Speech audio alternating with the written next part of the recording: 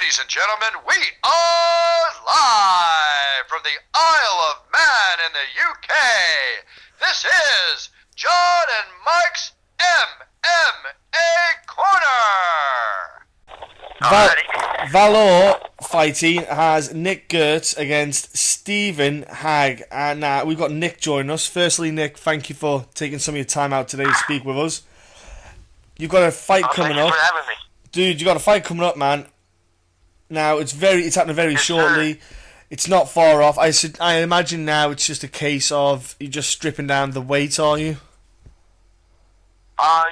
This week is our hard sparring week. We call it Hell Week at our gym.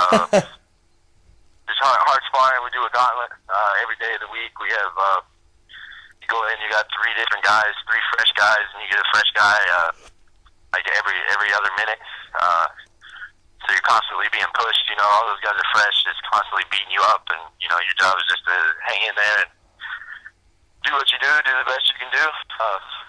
The next week will be just relaxation, hitting some pads. My weight is spectacular at the moment, actually. I might actually be able to step up on the scale with a bottle of water in my hand and a bag of potato chips. Hey, that's it. That'll be a nice image. That'll be a good image, man. So, like you said there, you've got this week's kind of like your Hell Week. Do you have the guys in the same weight class though, when you're sparring, or do you have a mixture? So you have like maybe a lighter guy, so he's really quick, and you have a bigger guy, so he's stronger.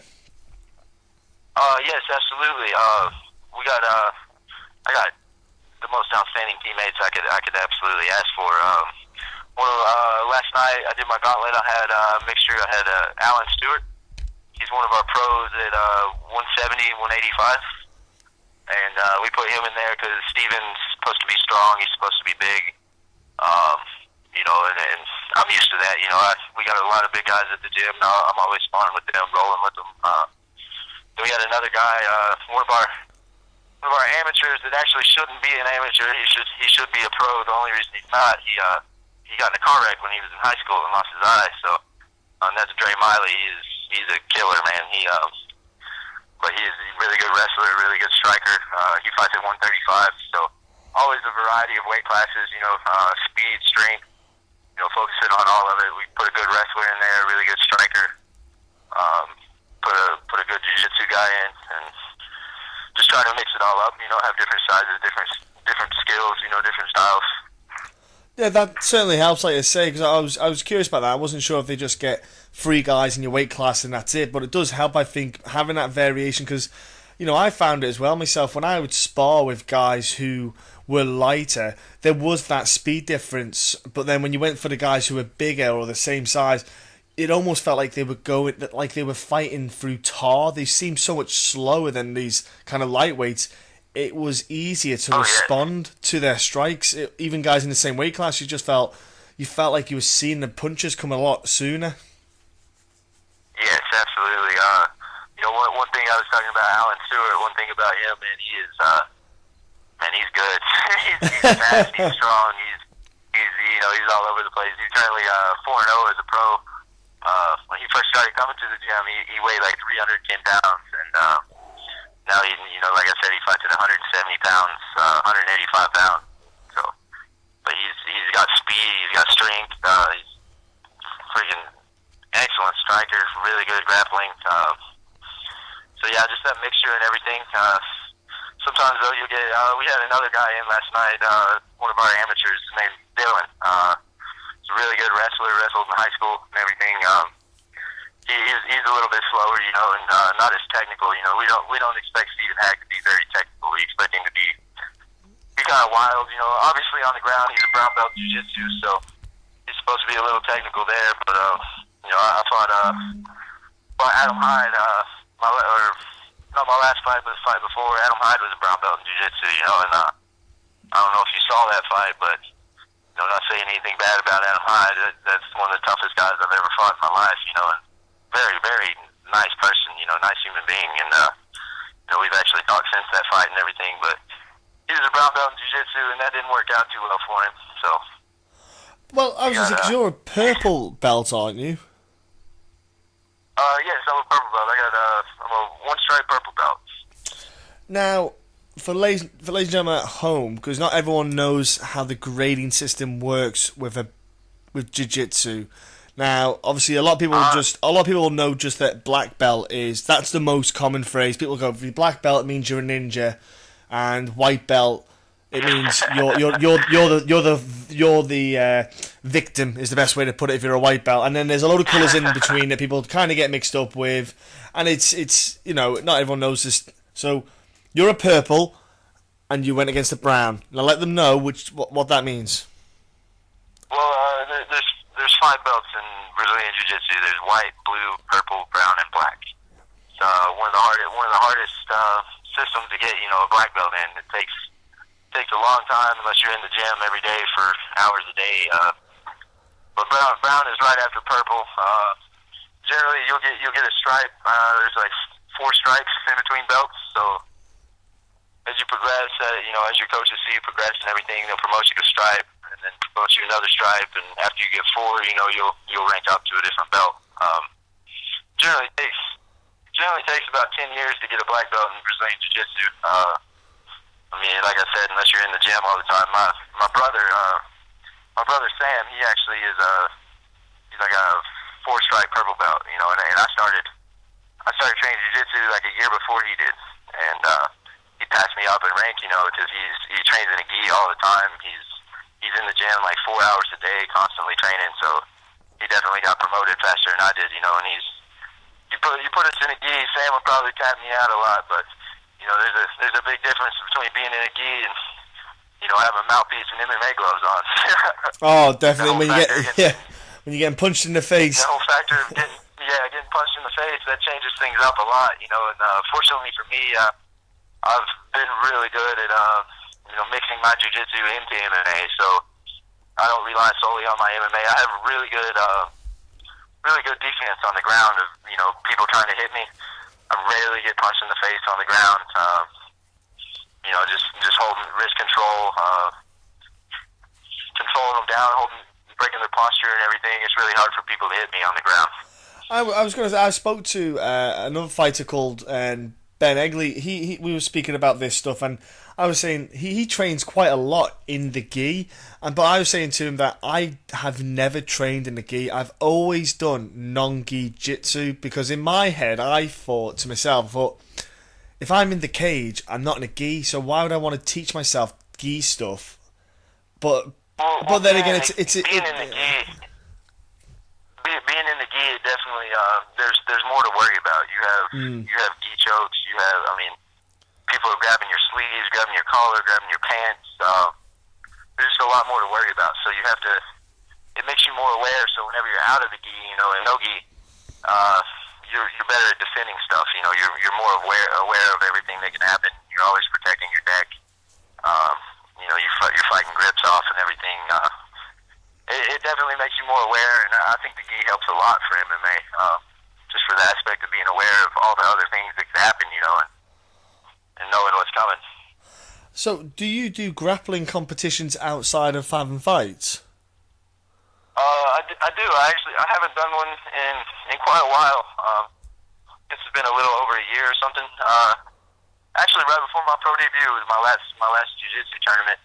I did gi and no gi. I lost the no gi. Me and this kid. His name's Chase Davis. He's really, really good grappler. Me and him, we were both in the same division. And between the two of us, I think I hit like 4 heel hooks in the division, and he hit 4 heel hooks in the division, and then we were up against each other in the finals, and we both were going for heel hooks, still both going for leg locks, and I had my pro debut like 2 weeks later, so it wasn't something I wanted to risk, getting my knee blown out or anything, so I let him have it. I tapped, and I didn't try to fight out of it or anything, but yeah, it's pretty cool that we both won every match by leg lock, and then we got in the gi. I beat him in the gi actually, and won that one. But I used to compete jiu-jitsu tournaments all the time before I turned 18. In Tennessee, and actually a lot of states you can't. I think Virginia is the only state that you can compete as a minor, in MMA. So I've done hundreds of jiu-jitsu tournaments. I've had boxing matches, kickboxing matches, and I think that really helped me prepare and made me very well rounded for whenever I did step into the cage and made my amateur debut in MMA. You already beat me to my next question. I was going to say, obviously doing the kind of pure martial art is like I say to people, because when you do MMA classes and stuff, you're kind of trying to mold everything together. So, but when you do the pure martial art itself, there is a benefit to it. I think I've noticed a lot of fighters have went back to pure martial arts in the sense of, you see guys now doing a lot more grappling competitions. They'll do K1 bouts, just because it is a striking competition and they can get knocked out, but at the same time, there's no cuts and stuff, so there's a little bit of, there's some little real sets, and a lot of them go to the pure sport again just to kind of develop that martial art particular skill set. Yeah, absolutely. You definitely want to be well-rounded in every aspect, from boxing to kickboxing, jiu-jitsu, wrestling. With Coach Turner, we even throw in some screen on occasionally, and throw in some other martial arts. Landed my pro debut. I landed a capoeira kick from my butt, butt scooted towards him and jumped up and kicked him in the head. Then I fought Leo Perez in my third pro fight and did the same thing. It's just a mixture of everything, That's how you're the best. MMA is mixed martial arts, so you just want to know everything. Combine all of it together, and that's usually the greatest fighter, one who knows every aspect. If I'm fighting a guy who sucks at jiu-jitsu, and he's a good striker, well, I'm an excellent striker as well, but I'm going to take him down because I know he sucks on the ground. Yes. If he's really good on the ground, then I'm going to stand up and bang with him. Because why risk? There's that little percentage that he could catch you. At what he's good at. So why take that chance? When you can beat him elsewhere. Exactly. And with Steven, have you mentioned before, because you said about, obviously you noticed that he's strong, etc. Does this mean because you've researched him yourself? Is this something your coaches have done? How do you kind of how do you analyze your opponent? I usually, I never look up anybody I'm fighting. I don't care who I'm fighting. It's just I'm going in there and I'm playing a game. I'm going in there to touch you up. And do what I do. But Eric, he watches some videos and he gives me things to work on that he thinks I need to work on for this fight or for whatever fight. And but I really just let Eric and my coaches, Eric and Joey, kind of go over who I'm fighting and everything, and then they set up a game plan, and then we just go with it, But I never, a lot of guys, they'll watch videos of, their opponent fighting and stuff. I let Eric and Joey do that for me, and they come to me and then tell me, what to do and what not to do, and set up a game plan for me. So 2016, this fight against Steven, it's kicking off this year for you in MMA. I'd imagine your goal then for this year is to have consistency, in a sense of getting the wins on a regular basis. Not obviously having that gap where a loss comes along. You just want to get a consistent run in wins. Is that like main goal for this year? Is obviously fight regular, stay injury free, big part of it, and then just have that consistency. Absolutely. My goal is never to win. My goal is always to progress. No matter what I'm doing, winning isn't the goal. Progress is the goal. It's always the goal. Failure is absolutely 100% okay. As long as you get back up, you keep going. There's nothing wrong with that. You can't learn if you don't fail. You have to fail to learn. I believe it was Batman, The Dark Knight. What's his name? What's his butler's name? Alfred. Yeah. Alfred told him, why do we fall? So we can learn to pick ourselves back up. Mm-hmm. You have to fail to be able to learn. That's whenever you win, you can always find something. I knocked Augusta Tyndall out in a minute and 19 seconds, and I came back to the gym, and Coach Turner was like, all right, now we're going to work on this and this and this. And I was like, really? From a minute and 19 seconds, you found 10 things for me to work on? He was like, absolutely. Hey, That's there's good. always stuff to progress on, you know. Good coaching, that though. That's what you want. You want a coach to be able to do that. It shows that you've got a coach that can analyze a fight really well. Absolutely. Eric and Joey are the most. I mean, I wouldn't. If I had the opportunity to go anywhere else in the world, I would. You know, if they offered to pay me to go somewhere else, I would. I'd stay right there with Eric Turner and Joey Zonar. I trust Eric more than anybody in this world. Eric is. I trust his process, you know, and that's part of it, is just having trust for him. If Eric told me to go out in the cage and put my hands, you know, close my eyes and put my hands down at my hips, I would do it. I mean, I might question why, but, you know, I trust him, you know. I would kind of want to understand it, but I trust the process, so I would go do it, you know. You know, that sounds silly, but he's got a reason for it, you know, and I know he does. He has a reason for everything he does, and I trust him 100% with everything. And having that trust there. Sorry to interrupt there, Nick. Sorry to interrupt there, buddy. But having that trust with Nick, having that trust, Nick, does that really then help you does that help you when you're fighting, and you know, that kind of confidence in your coach? Is that what you think as well helps when you fight? You know, you're not questioning him. There's no doubt in your mind. That part of your mind is free, so you're a lot more calm in your mindset when you're fighting. Absolutely. You know, whatever Eric tells me to do, I just trust it and do it. You know, and it's. I mean, it definitely makes me feel free. You know, my goal is to always go out in the cage and just be me. You know, express them. There's been several fights where we haven't even set up a game plan, where Eric just said, go in the fight and be you. You know, be Nick Gehrts and do what you do. You know, if my, you know, I have control over my mind and my body, and when my mind and my body work together, I'm unstoppable. You know, nobody's gonna stop me. And we do a lot of sports psychology and a lot of different things, you know, for confidence building, and like I said, I trust Eric more than anybody in this world, so that is a huge aspect of, you know, why I do so good in the cage, is just having trust for him. The fact that you just said what they do there with the mind side of things, that is a very advanced coaching method that's being used. Not a lot of gyms do it, and not a lot of gyms focus on it, and I tell you what, it's one of the new weapons that will be used in the next few years in all gyms, and the fact that he's doing it already is a very smart man.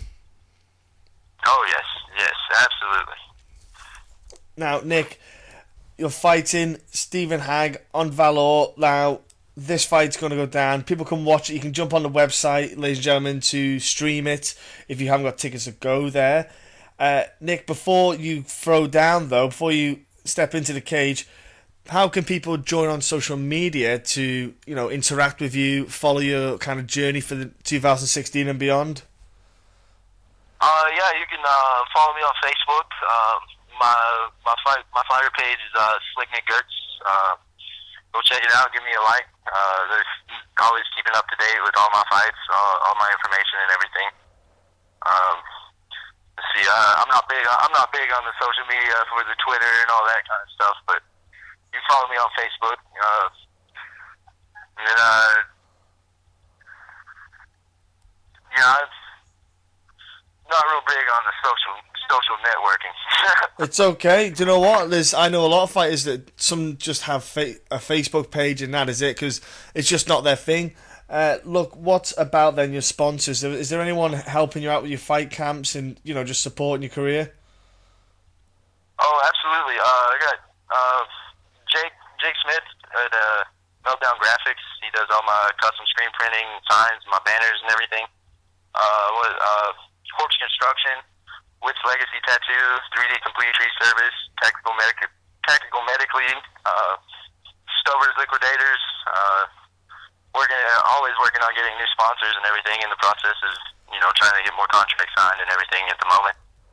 And definitely want to thank all of them. They help me out tremendously, you know. And you know, I always have to say, you know, the people that don't go on my shirt, I have to thank my dad and my mom all the time. You know, they help me out tremendously. You know, being a pro fighter, I have to make sacrifices all the time. You know, whether it be giving up, you know, a good job or turning down a good job. So my dad helps me out all the time. You know, I'm like, I gotta get to the gym. You know, give me gas money to get to the gym and stuff. He believes in absolutely what I'm trying to do. My mom has been by my side since day one. You know, she used to drive me to the gym all the time. You know, and every day she'd drive me to the gym, and she'd sit there for 4 or 5 hours when I was in the gym training. You know, so definitely have to thank those two.